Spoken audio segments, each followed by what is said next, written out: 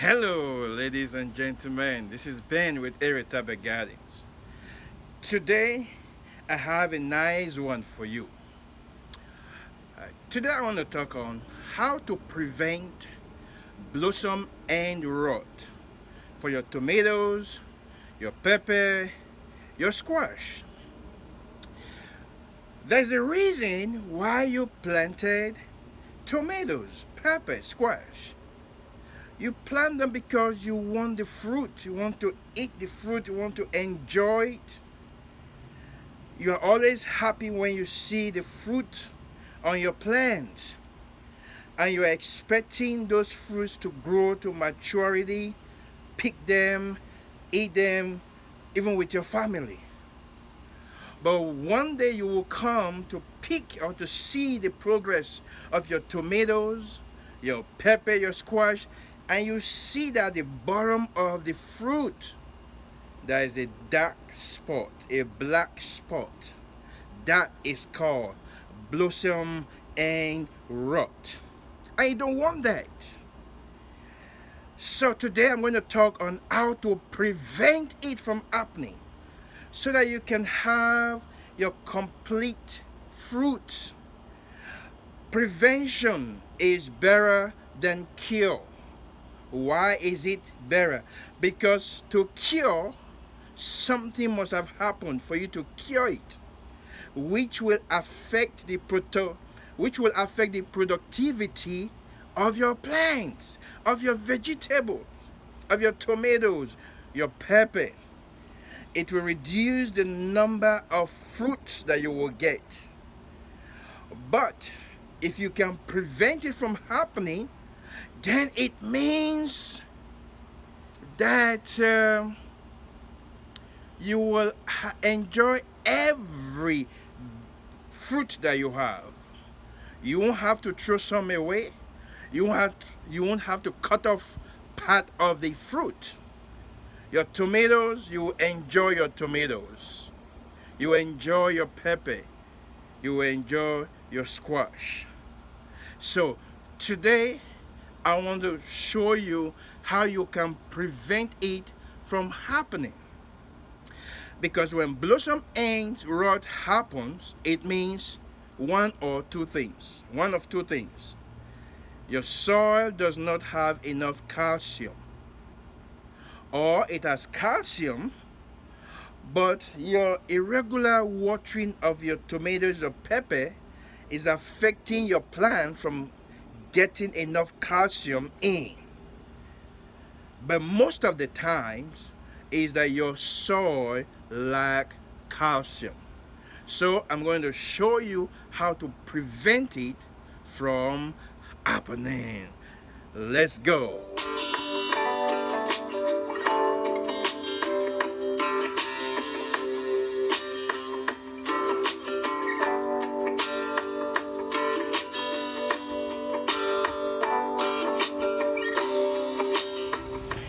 All right, now I want to show you how I prevent blossom end rot from happening with my tomatoes. I plant my tomatoes in plastic bags. Here is a bag of compost soil that I'm going to plant my tomato in it. And the first thing I'm going to do is eggshell. I have a video on how to produce eggshell. I will end screen that video for you to see how to produce your own grounded eggshell. So this is it. The first thing I do is to pour some in the soil, and then I mix it up in this. Mix it together with the soil. So this is what I do. Mix it. Mix the soil with the eggshell powder, because it will take some time for the eggshell to break down, for the tomato to start making use of it. So because of that, you want to mix it together with your soil. Even if it's in the ground, you mix your eggshell powder with the soil. All right, then the next thing is I'm going to make a hole where to plant the tomatoes. The tomato plant, you can see that it has eggshell powder all over, and then I will sprinkle a little bit of eggshell powder in the hole, and then I'm going to add a bone meal. I'm going to add bone meal into the soil. I'm going to add some bone meal, and that will help the tomato plant. Now, this is the tomato plant. It's one of the tomato plants that I took as a sucker from the main tomato plant. So now all I have to do is to take it out of the container, look at it, and put it in the hole, and then I cover it up, press it down a little bit,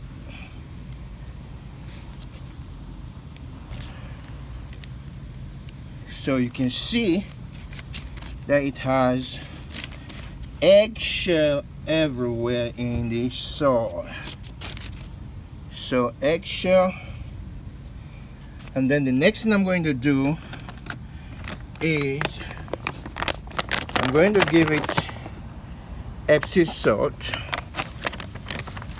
I'm going to add some Epsom salt to the soil. It will give it magnesium, and it will help the leaf to remain green. And then the next thing I'm going to do, I'm going to give it slow release fertilizer, 3-5-6. So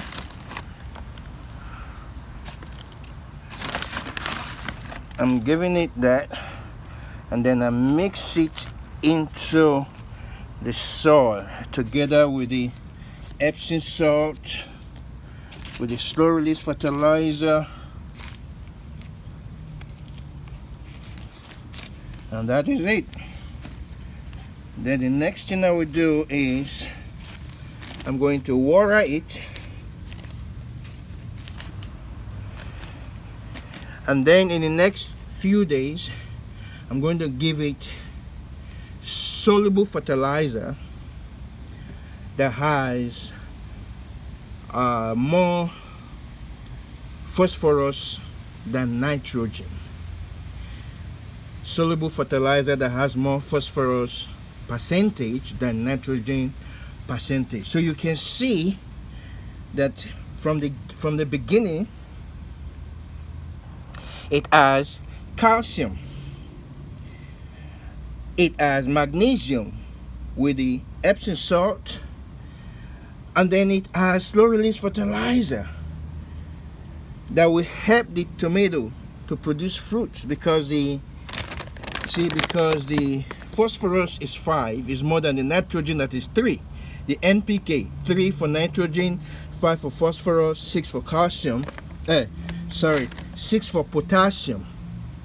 Potassium will help the health of the plant and with the root. So this is how you prevent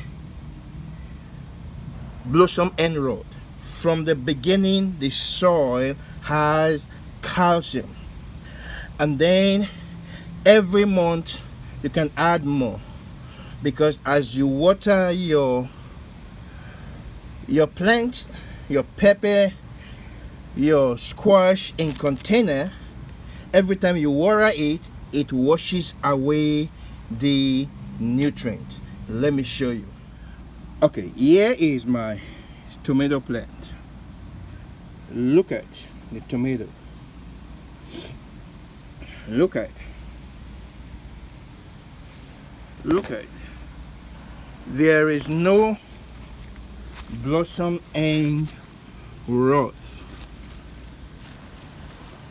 I don't know if you can see this. Look at that. None on all my tomatoes. None. Look at that. There is no blossom and rot on my tomatoes. Let me see if you can see this. Look at them. None. Why? Because from the beginning I gave it calcium.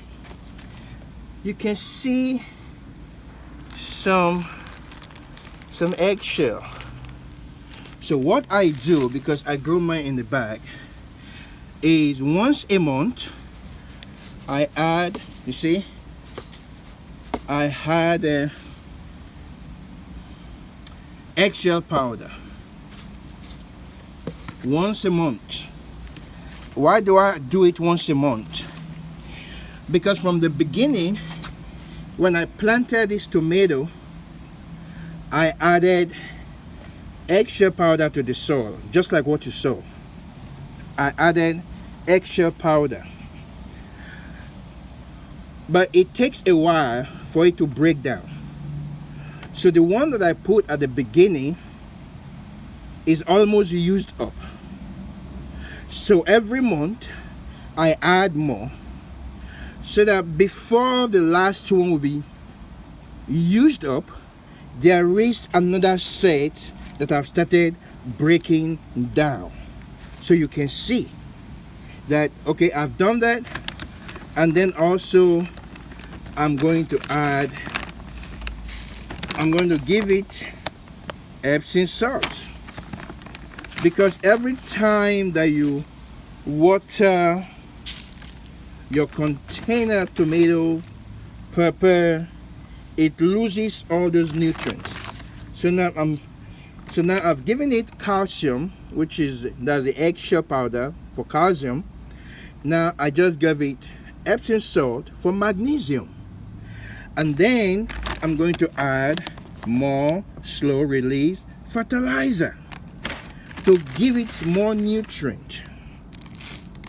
You see, to give it more nutrient, because every time you water your container plant, it loses its nutrients. So you can see that I'm working the eggshell powder and the Epsom salt and the slow release fertilizer into it. And then the next thing I will do, I'm going to water it, or I can water it with a slow release fertilizer that has more of phosphorus, so it will help the tomatoes to produce more flowers. So that's what I'm doing. So my tomato will produce more flowers. So this is how you prevent a blossom end rot from happening to your tomatoes, your pepper, your squash. You see, I'm looking forward to enjoy all of these tomatoes. I'm looking forward to enjoy all of them. I do not want to lose any of them to blossom and rot. Thank you for watching this video. Please like this video, and if you have not subscribed to my channel, please subscribe to my channel and click on the notification bell, so every time I upload video you'll be notified. There are a lot of videos in my YouTube channel that will help you on different plants, different fruit trees. So thank you. And for my subscribers, I appreciate you guys. Thank you for your support. Thank you for your encouragement. You can see none of these fruits have blossom and rot. None of them.